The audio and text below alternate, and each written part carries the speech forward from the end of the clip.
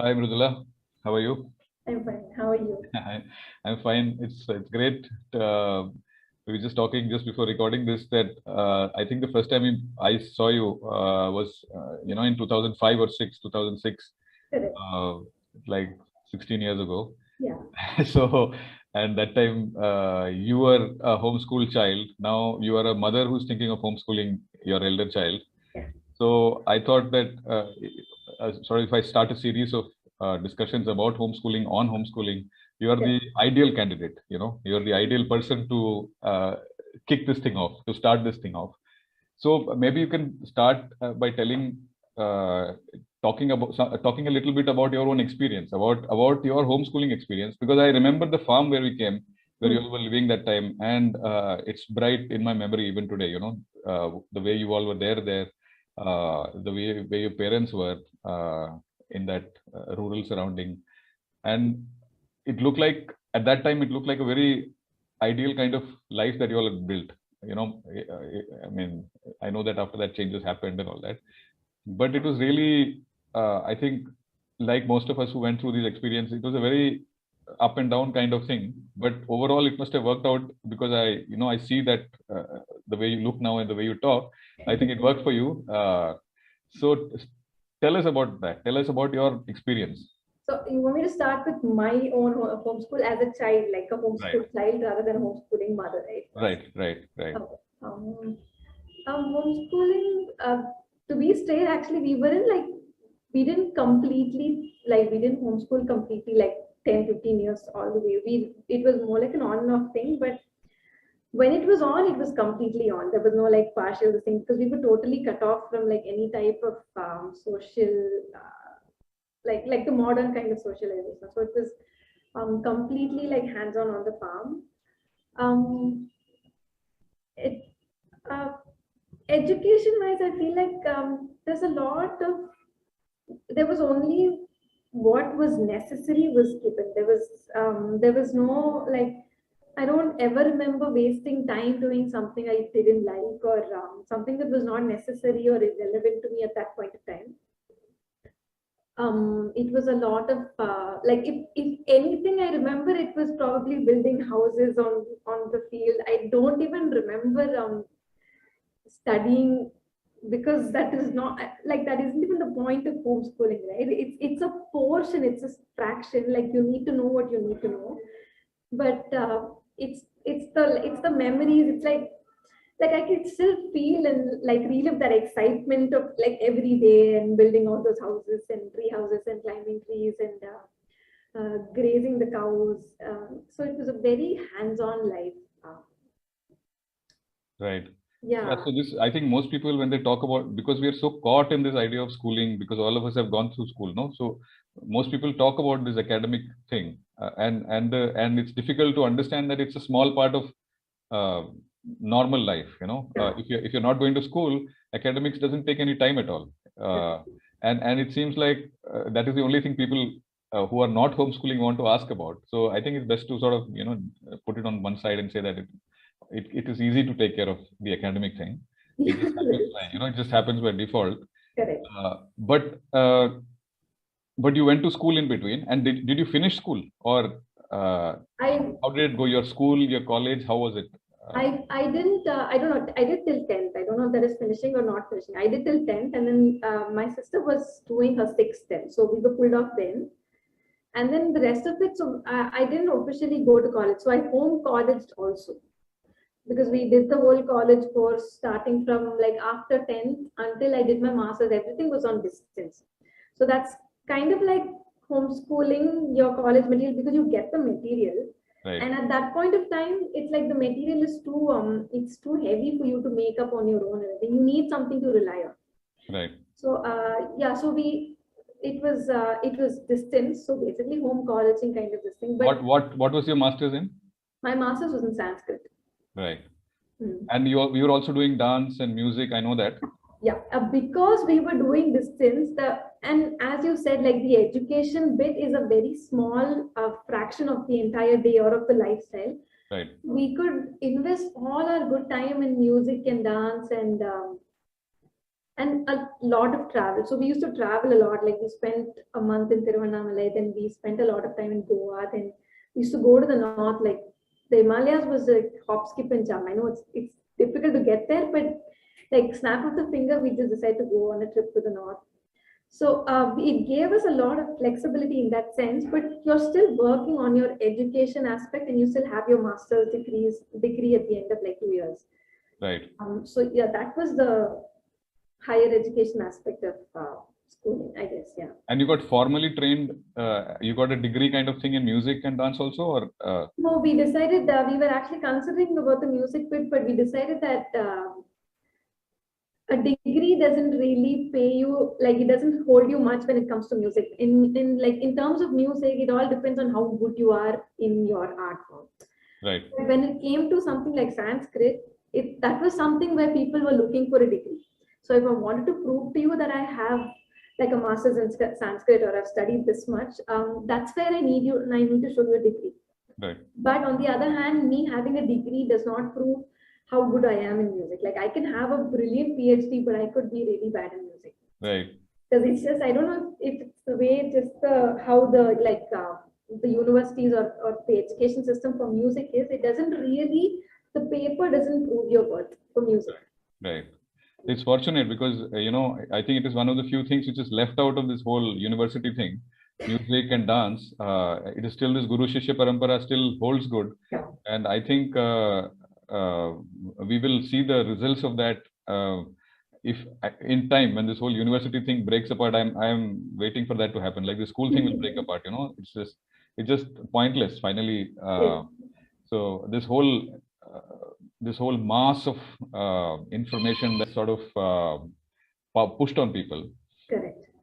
So I think our classical music, our classical dance are probably, and what people get apprenticed to their parents in some carpentry or something. Yeah, exactly. Carpentry, that's my favorite example. If there's anything, I start off with carpentry. Right. You've learned carpentry on the way, or? No, not just the fact that you know how carpentry comes on as the lineage, and it only makes sense to take up what your dad is already doing rather than picking your new well. That kind of example situation. Right. So, anything else you want to add? Because I know that even for our children, it was, I mean, when people talk about children not going to school, it seems like it's such a big deal. But when inside a house, it doesn't seem like a big deal. Children just didn't go to school, they were just there. And if you want to tell it like a big story, it is not a big story, it's just happens, like it's just easy, So anything out of that you want to highlight out of this experience of your having stayed at home and had this flexibility? Anything that stands out? Anything that you want to sort of specifically talk about? Anything like that? I can't think of anything. Well, flexibility is just that there is not much like there's no unnecessary like importance that's given on education. You just do what you need to do.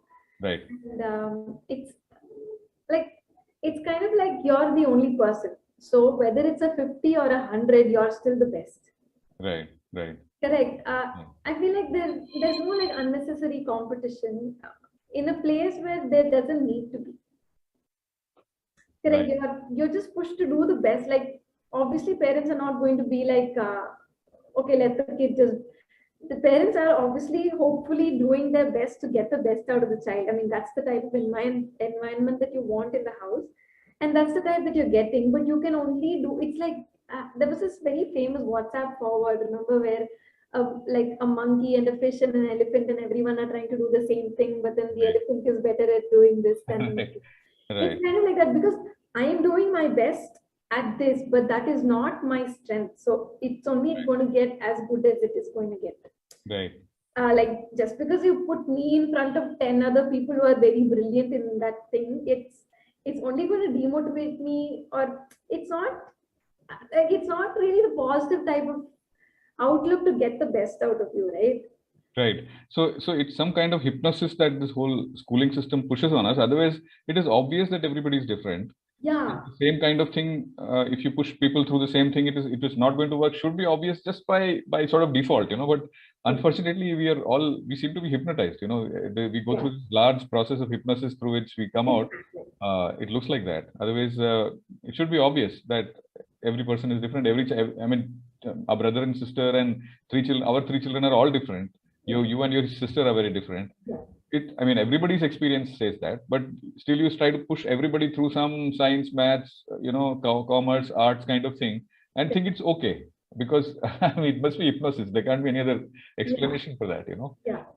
So yeah, good. So and coming to your becoming a homeschool mother now. So obviously, it means that your own experience gives you confidence that you can that this is a good choice, and that this is the kind of thing that you want for your son. Yeah. So Definitely lots of things, like from my experience, it's like, you go on a long trip and then you're like, when you want to do the trip again, you're like, these things work, these things didn't work. I want to replan the way I did this. Maybe right, my stay wasn't okay. It's the same thing. So I've gone through the journey, even though on and off, like I have a nice idea of the things that worked and the things that didn't work. And the things that I want to change from like a child aspect, and the things I want to change from being the parent myself this time. So a lot of stuff, and it just gives me so much confidence, and like seeing a lot of people, like you people, like having homeschool. So like it's just like it's like I've seen you like through the years. right, Right, I've seen you through the years. There are some other friends. I've seen them through the years, growing up with us and stuff like that. So, and another huge aspect that I want to homeschool my kids is school is a huge waste of time. Like, I'm going to be very brutally honest. I can't imagine my son going to school at 8 in the morning and then coming back at 4 in the evening. The whole day, his energy and everything good, everything is gone. And then obviously we're a music family, so I want him to be putting some effort into music. So on top of this, at 4 o'clock in the evening, I want him to have a cup of milk and sit and practice for 3 hours. Like, how can I expect that out of the kid? right. And so, like, coming back to the carpenter story, Yeah, for a carpenter, he's only good at carpentry. Like, I can't give him a laptop and ask him to figure out some coding, or even ask him to figure out how Chrome works. He's going to find it really difficult. right, So the same way, like, especially my eldest, and he's so interested in the mridangam. It makes no sense for me to snatch it away at this point of time and feed him unnecessary information of for 9 to 4. That's a lot of hours gone. right, Uh, yeah, and there's a lot of stuff, like, being brutally honest, a kid doesn't have the concentration span of 45 minutes to focus on math. Come on, tell me even the 6-year-old kid, he's not going to. The 45-minute duration is way too much. I mean, the human brain, an adult human brain, like, focuses out at like 25 minutes or something. So it makes no sense. So, like, with these, I've just been like, homeschool is hugely experimental. So with what I've been working with this kid, like, he's here. Who's that? Hello. What's your name? Ramana. Huh? My name is Mukunda Ramana. Mukundan. I thought fallen asleep, no? Yeah, that was my effort, but apparently. Okay. Nice. You were saying that About time, you didn't want to waste time. You thought that it is a waste of and about this practice thing, and about 45-minute periods. 45 minutes is not too much if you are interested in mridangam and you're playing mridangam. But if you are, random things like mathematics you're not interested in, 45 minutes is too much. Like, Yeah. So even if okay, let's just give it that we are in society today. You need a basic of English, maths, Hindi, some basic science. You need them. Okay, let's just give it that you have to learn them, irrespective of whether you like it or no. You have to learn them. The thing is, the child is actually inquisitive for the first like 10 minutes. Then after a point of time, once it becomes my effort to make this kid sit and this thing, then I know, okay, nothing is going to go. I might achieve the time of like 45 minutes on the watch, but none of that is gone in his head. So then I quickly changed the subject, and I've realized that he's so much faster, and he really, like, you can't see it now, but then like suddenly 2 weeks later, he's counting all the numbers that I taught him, and I never even expected him because it was for 10 minutes. Right. But his complete like active attention was there for the 10 minutes. So it actually is stuck somewhere. Right. Right. Right. And you're not like obsessively bothered that you have to have got it, because I'm the teacher and I know very well what he knows and I know very well what he doesn't know. Right. Right. It's just more, I feel like it's just not like you wouldn't go give your newborn baby to someone else to take care, because only the mother who gave birth to that child knows very well whether he's crying to be fed or whether he's crying for a nappy change or whether he's crying because he's thirsty, for whatever reason. I Right. feel like education is the same way. It's just like food, right? It's like food for your mind. You just have to give it in those correct yeah. Yeah. Wonderful. I think it's a very good metaphor about this mother and child thing. Obviously, a teacher in a 40-child classroom cannot be a mother to 40 children. Definitely. And most of these people probably don't have any interest in being mother also. They probably, it's this whole thing about this mother knowing what the child needs. I think again it's something which is very obvious, and we this hypnosis that catches us in this whole system is what makes us hand our child over to this system. If you can see through it clearly, you will see that it's pointless. I mean, even if the objective was to become academically qualified, it seems to be such a huge waste of time to push a child into this machine, and to come out at the other end after so many years. So yeah, I think you're on. One more thing, I feel like when parents are actually like in the process of deciding whether they want to homeschool or no, like this, my son is very high. He's not an easy child. I'll be very honest. He's not the type of kids that, there are kids. I've seen kids like, now when I'm a mother, don't tell me there are no kids out there that are very good. There are many kids that are very like you say, they're like you say oil and they instantly become oil, that kind of stuff. This guy, he really needs your energy. He's not an easy child. Right. I'm not blaming him. He's a very hyper child. He needs a lot of attention. He needs a lot of energy. So like the first instinct for a parent would be that he'll go to school now 4.5 years. He'll go to school now. Those teachers will take care of him. Right. But then there's this like obviously I mean, my husband has gone to normal school, so there are definitely conversations where we're like, should we homeschool, should we not homeschool, will it work, and like there's to and fro, not against the decision, but there are conversations which are like questions eat both systems and stuff like that. So then like when I have this is like conversation in my head, and I'm like, if he's going to be a hard child, then I'm the only person who knows him very well, that I can nurture him in the right way. Right. Like if I put him to school, they'll probably try to the pot that isn't in shape, they'll hit it and then they'll try and make it shape, but that isn't the shape of this pot. I mean, it's meant to be like longer or shorter or wider. Right. But they just want to put it all in the mold and then they just hit it from all sides.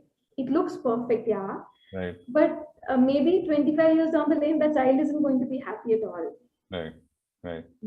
No, it doesn't make sense for any child, but especially what you're saying of a child. See, I mean, if you're saying that you were saying there are some children who are easier to manage. I mean, I don't think any child is easy to manage. You have to pay attention, no, because this attention is what. Yeah. So this attention paid by a mother is not replaceable by something else, And the argument people give is that, but the mother doesn't know mathematics, integral calculus she doesn't know. And who needs integral calculus? Yeah. So there is a friend of mine who's convinced that the school, and he's worked in education for a long time. He was telling me that he thinks that if you teach literacy and numeracy to a child, which is why around 5th standard, your NCERT textbooks till about 5th standard are nice. They're okay. You can pass it to anybody. After that, it's all a waste of time. Normal school also, according to this friend of mine. So if you literacy and numeracy is the only thing that a school is sort of effectively teaching, we can do that at home easily, you know. Yeah. And on the side, you can do mridangam, you can pay attention, you can have fun with your child, you can, you know, why would you go to school? Yeah. You know. Like you said, you can focus for 45 minutes if you really like that thing. Right. That's so true with this kid. Like maths and English, he actually enjoys. Like he every day in the morning he'll be like, "Can we start studying now?" I'm like, Oh. "This is not the story 6 months ago. 6 months Ah. ago it was a huge thing to get him to sit and like get him fed and bathed and sit him on the table. It was a huge thing. But now he's like, "Ma, can we start studying now? Can we do ABC and stuff like that?" And Okay. but on the mridangam, he can spend like hours. He just keep talking something with his father, something, and then and because music, it just keeps running around. I mean, there's like a lot of classes. He's picking up stuff that's like much more advanced and stuff like that. He tries saying that, and there's a lot of thrill. Like honestly, when it's like have. I mean, anyone, their child must have learned how to ride the cycle without the side wheel. Just that is itself thrilling. Right. This whole process is so like it's so thrilling and it's so like rewarding on a daily basis, right? Right. There are ups and downs. Definitely, there are ups and downs. Some days are not so good. Some days are really bad. Some days are really brilliant. I mean, tell me, like even a normal school day, there are going to be ups and downs. But just the thing that you have the reward, whether good or bad, it's all up to you, and it feels so satisfying to have it that way. Right. Hmm. Wonderful, Mrudula. And one more thing is that education, it actually doesn't get over in that half an hour that you're sitting at the table. Right. It's through the day. Like it really is through the day, be it mridangam or be it English or maths or Sanskrit, whatever I'm teaching him. It's like there's so much stuff he picks up through the day, and then you don't even know it. And 2 weeks later, you're sitting at the table teaching him something, and he's like, "Yeah, that day I saw 2 next to 2, so that is 22." Right. I'm like, yes. Right. So, Right. No, it's just like really wonderful. I was also thinking while you were talking that what you get, what you seem to have got also through your experience is this, and I think what our children also got is this: if you're not pushed pushed around for 12 years inside a school, you are able to think about things clearly, you know. So without more than, I mean, we are all caught in many things. So but the ability to see things more clearly and not get pushed in some direction in which people are sort of pushing. That's what I hear when I hear you speaking also, you know. And I think that is a great gift that you can give to your children if you don't send them to this herd mentality thing. And I think it is aside from any other academic or other talents that they develop, just this fact that we have not pushed them into a machine, and they're able to see things a little bit more clearly because of that. I think it's a huge gift. I think it's a huge gift.